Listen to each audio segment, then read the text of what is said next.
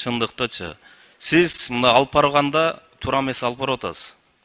Сиз эл шайлаган депутаттардын үнүн укпай туруп, көпчүлүккө салып, добушка коюп салып атасыз. Сиз акыйкатсыз алып барып атасыз да. Мен сизге ачык эле айтып коеюн бул нерсеничи.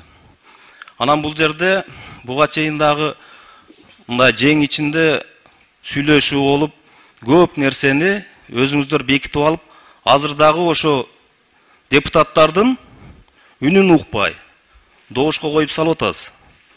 Бул сиздин өзүңүздүн мындай туура эмес жака барып атканыңызды көрсөтүп атасыз да. Андан сырткары мен буга чейин да айткам, Бакыт Эргешевич. Мындай кетиште парламентте жакшы бир нукка пайда болбойт. Сиз жанагы 5 колуңузду оозуңузга салып отуруп, мен сизге буга чейин да айткам, сиз дагы айтып кетейин, какап каласыз, Бакыт Эргешевич. Рахмат, урматтуу коллегалар. Эми ар бир сынды биз кабыл алабыз. Бул жерде парламент, полемика болот, эч капачылык болбойт.